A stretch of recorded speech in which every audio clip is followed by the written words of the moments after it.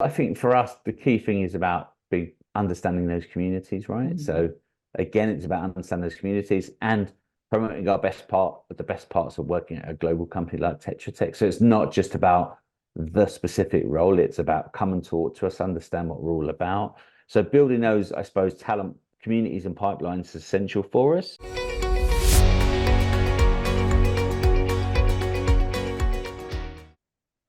Welcome to the All-in Recruitment podcast by Manatal, where we explore best practices, learnings, and trends with leaders in the recruitment space. If you like our content, please subscribe to our channels on YouTube and Spotify to stay tuned for our weekly episodes.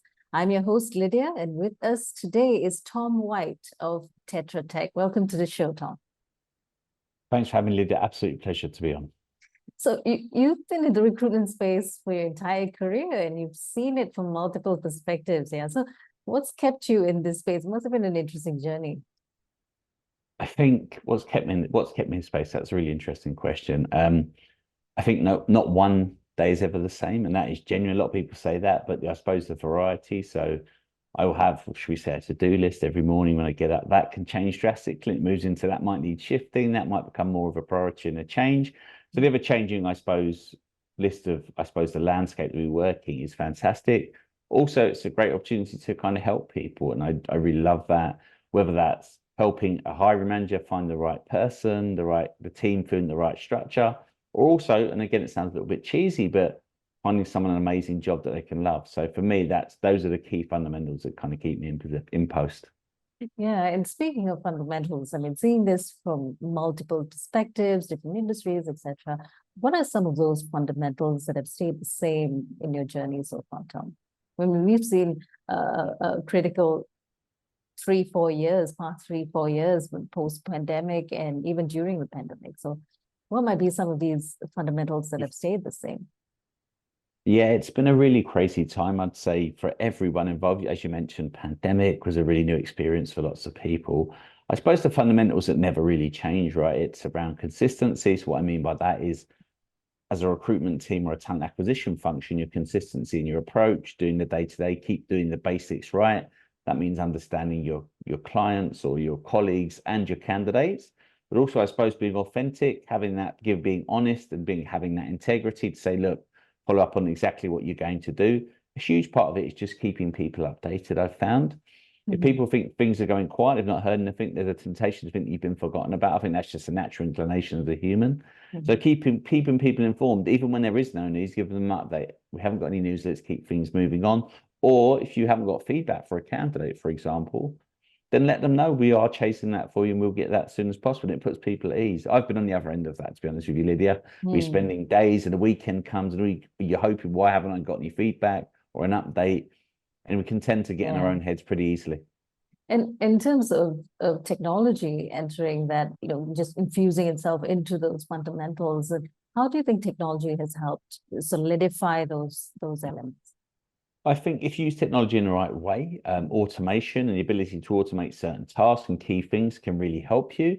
But then I come back to, I think technology helps to a degree, but there is always that human touch element. I'm firmly behind that. Technology for me should be a tool to help us do what we do, as I say, we as recruitment people do best. And that's help people find jobs, help hiring managers find the right people to join the business, and then utilize the automation, things like automation. And you hear lots of talk around AI now to their advantage, and it gives people more time to do what I say is the best they do best, and that's speak to people, help people, and take it from there. Now, moving on to your role at Tetra Tech, what are some key priorities that you have in maybe in this year or looking forward? Yeah, it's been a huge journey at Tetra Tech. So I was originally part of a company called RPS, who were acquired by Tetra Tech last year. Now it's been a whole year of kind of change and movement and transformation as a wider business as we've moved from RPS into Tetra Tech. My role now has slightly changed. I work for the wider Tetra Tech business, which I'm very blessed to do. My role is working with a number of our brands, RPS being one of those, to kind of, I suppose, help build a sense of kind of continuity, consistency, and community, especially respect. That's just on a global scale, but with a big kind of focus at the outset. And a lot of our European brands do a huge amount of business in Europe. So my role the last 6 months is bringing those guys together, being almost, I suppose, critical friend, a bit of advice when you need that, a subject matter expert for things, whether that be legal, whether that be employer brand, systems, technology. But fundamental for me is just bringing us together as kind of different teams and communities and building a bit of a, I suppose, bit of a presence there for us. But there is that one step before. You mentioned it was acquired, and so moving into that key focus area, managing that transition of a workforce into a much larger organization post acquisition, right? So, what might be some key steps to consider when taking on such a task? So yeah, so you're absolutely right, Lydia. It's a massive change curve, and I think the whole change management piece is absolutely vital. I think a lot of companies get that wrong. So if you think from an RPS perspective, that's a really good example. Obviously, we were acquired recently. We are now part of a 28,000 people business. Lots of people had worked with people, a lot of their colleagues for a number of years. They did things a certain way. They were used to kind of operating within certain teams. And now you're part of this massive global business. So a huge amount of change and consideration. I think the key things to do is for businesses, when we look at that, it's about that constant communication, put things out, allow people the forum and chance to answer questions, things like town halls, interactive sessions, updates. And I think it just helps people settle down, because there can be a lot of suspicion when you're suddenly absorbed into a new role. What's my position? How secure am I in that? Where do I fit into this huge company now? And we're still working our way through. That can take a long time. It's getting better week by week, month by month, but that's something we're hugely trying to focus on now. How many people were there who moved? I mean, that workforce. Yes, yeah, sure. So it was and this is again, don't quote me because it's always a little bit ambiguous, but I would say circa RPS was circa 5,000 people globally, moving into what is now Tetra Tech, and we are growing all the time. So I had this update the other day, I was saying 27,000 people, and the latest update is 28,000 people globally. So it's a significant change for us. It's a great change. It's a really positive one, and one we've really worked hard to kind of, I suppose, bring together. The great news is culturally, Tetra Tech seemed like a fantastic fit for us as a business. So it's not wholesale change and, a totally different kind of environment, which is great. And also the fact that we firmly believe at Tetra Tech that people should keep their independence to a degree. We're obviously part of a bigger company. We want to let people keep utilizing what makes them unique, and businesses make them unique. So that whole, I suppose, what's the best way to put it? That whole entrepreneurial spirit needs to remain, regardless of being part of this huge entity for us. And that individuality that comes with that uniqueness, as you said, that comes with an organization that has now moved into a larger one. I think that's quite interesting to see. In terms of the change management piece, going back there and managing that communication, I imagine there would be several stakeholders that you work with. I think in any of these, you're absolutely right. It's a team effort. It's about ensuring that managers, regardless of the department of brief, understand the kind of mission and the journey we're on.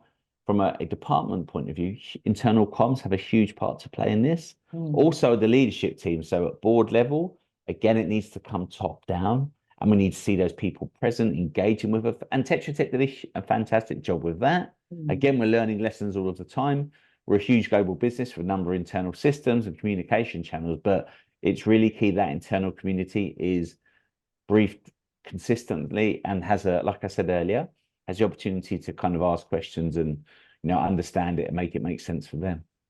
And how does this in any way impact the recruitment efforts that were probably put in place with the business plans that you have? I think in the industry, in the market, there was a little bit of apprehension at first when you heard about, the announcement of this takeover. So what I mean by that is, if you're an external candidate, what does that mean to me? Maybe accepting a job at RPS, for example, or Hawley, or one of our other brands when we've been absorbed by Tetra Tech. Is it going to be the same? Is the role going to change? So there was a little bit of apprehension at first, and that was on the external market, and for a lot of people as well internally, who may believe, actually, is this the right place for me to carry my career on? It's the unknown, right? It's a venture into the unknown. In the whole, though, I think we are working really hard to, again, maintain that it's almost business as usual, but we've got this added benefit of now being part of a massive global business. So yeah, it's, again, at first, I believe in the first probably 3 to 6 months post acquisition, there was definitely a little bit, maybe a little bit more curiosity in the market. But I think we're doing a great job. And I think there's always rooms to improve, but we're trying to explain to candidates that connection, that link for us as a company. So that also means over communicating and really, just clarifying and making sure that that communication element is front and center in terms of the recruitment efforts, right? Absolutely. So moving on to recruitment and the candidate experience that comes with it, are there any specific strategies that Tetra Tech might use to attract technical or scientific talent? Any of these strategies that you can share? Yeah, sure. I think for us, the key thing is about understanding those communities, right? So again, it's about understanding those communities and promoting the best parts of working at a global company like Tetra Tech. So it's not just about the specific role, it's about come and talk to us, understand what we're all about. So building those, I suppose, talent communities and pipelines is essential for us. When we look at kind of diverse talent, it's about partnering. So we do a huge amount with the ex-military networks, because again, we see a lot of talent that might not be immediately available to the eye. When you look at profiles, that's a huge source of talent for us. I'm a massive advocate of almost a grow your own philosophy. So I'm again working with the business now, different departments to understand actually what's the workforce plan for us moving forward. Where can we start to think about actually grow your own, almost train and deploy? So I'm a huge fan of that. And as we all know, it's a huge challenge out there in the global talent market. So that for me would answer a lot of our own kind of challenges, I think. But also, again, a huge piece for us is we need to make the most of the fact that we are a huge global business. Let's utilize our own internal talent. Let's grow, develop, help those guys learn before we move things forward. So in terms of internal mobility, is that what you're talking about, internal mobility? Yeah, absolutely. So I think, and again, we're at the start. I think a key part for me is helping find, I suppose, pathways and opportunities for people to grow, develop, and almost have a bit more of a portfolio career internally. So for us, we put a huge amount of, I suppose, essence and effort on the external marketplace. But actually, we've got a lot of great people. I'm a really good example, right? I was absorbed by Tetra Tech, and now I've managed to find another role here, which is amazing for me, and I'm really enjoying it. And I'm sure there's millions of other people out there in the world. If you think about all the opportunities they've got, not just externally, but from the thousands we have internally as well, that could also utilize that kind of opportunity. And Tom, in terms of balancing the speed or the time to hire or the time to fill a role that is pretty urgent and needs to be filled immediately in terms of business needs, right? How do you balance that? Is that the internal mobility sounds like a long-term plan, and recruitment might be faster in terms of getting people on board. So, what are your thoughts around that?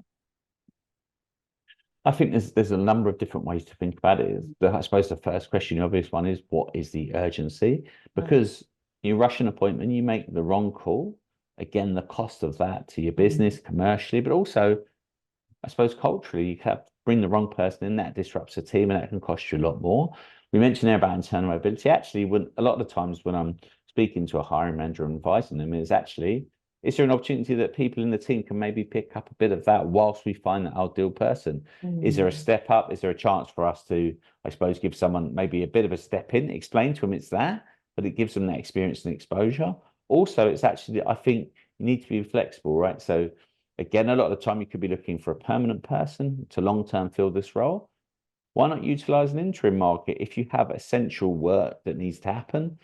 If you're, I suppose, commercially losing money as well, why not maybe get someone on the interim basis? And that could be really beneficial. So I'm not adverse to that either. So Tom, how should recruitment teams prioritize this, just presenting a great candidate experience throughout this recruitment process, whether it's internal or even external, that sort of positive candidate experience, or rather memorable candidate experience? I think it's absolutely essential. I think especially in industry working, it's highly competitive. Now you've got a couple of parts that kind of play in that. It's around work-life balance, work flexibility, obviously remuneration and benefits. But it's also about the experience that you give, right? So if you think about it, and it's not always the case, and I totally understand that, but a lot of your talent acquisition teams and recruitment teams are that person's first experience of your company.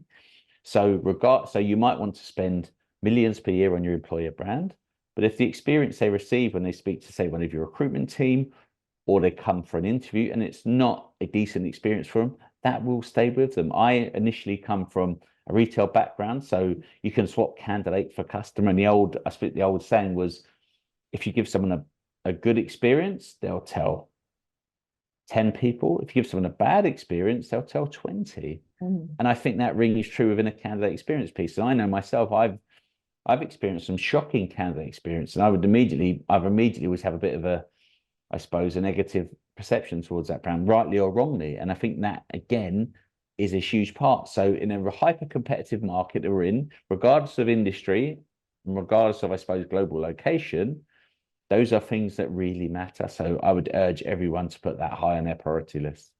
In terms of making sure that this candidate experience, I'm talking about a global talent acquisition team that traverses different cultures and locations. How do you create that experience to make it adaptable to different cultures or different countries, for instance? I think it's twofold. I suppose again, it's understanding your market, understanding, I suppose, what is acceptable and welcomed within that, I suppose, geographical region. But then also it's putting the stuff in place that makes it, again, I understand that there's a lot of, I suppose, impersonal kind of responses that go out. We might get back to you if you're lucky, you haven't been successful, but also where possible, personalizing that experience. There's lots of great technology coming out now, which I see is all around the personalizing that experience. I totally appreciate that you can't send a handwritten note to every single person that applies, for example, but personalizing that experience. And especially when you get people into that kind of interview stage, pick up the phone, talk to them, take it offline, have a conversation. I think people really appreciate that kind of effort and time taken. That really goes back to the fundamentals that you talked about earlier that haven't changed. Absolutely. And so, Tom, final question. What advice would you give someone who's starting out in the people space today? What advice would I give? I think for me, it's about two things, really. It's about building up your network, and I mean that internally and externally. So internally, meet people, talk to people, be curious, don't be scared. There's no such thing as a silly question, especially when you're new. Learn, absorb that. And then externally, there's so much to learn. There's so many great developments in the kind of talent space. And there's lots of great peers who are happy, and especially in talent acquisition, to share their knowledge. It's not really like a secret society where people are not keen, from my experience. So I make a huge effort with my external networks. I make a huge effort to build those relationships internally, because it is a long career and you'll never know who you're going to see along the path, and someone you can help will maybe help you later on. So those are the key things for me. And the network itself, as you go along, I would imagine, although it's a long career, the networks get tighter and the communities get tighter, and you tend to know more people, and you probably end up also growing different people who are entering the teams. Absolutely. And again, I think building your networks, it's not just people in talent acquisition. There's huge amounts that can be learned from different industries, different specialisms. So it's great. Just be almost like a sponge. And like I said, don't be afraid to ask questions. I learn every day. I try and keep that kind of learner mindset. And I think that's vital when you're developing your career. Thank you so much, Tom, for your time and your insights. You've been generous to share all these thoughts with us. So those who are listening in might want to pick up a conversation with you. So drop us your contact details, or where can they connect with you? So yeah, I'm on LinkedIn. So it's Tom White on LinkedIn. From an email perspective, it's tom.white@tetratech.com. So please feel free to reach out and connect, and I look forward to speaking to you. Thank you again, Tom. And we have been in conversation with Tom White of Tetra Tech. Thank you for joining us, and remember to subscribe to stay tuned for more weekly episodes from All in Recruitment.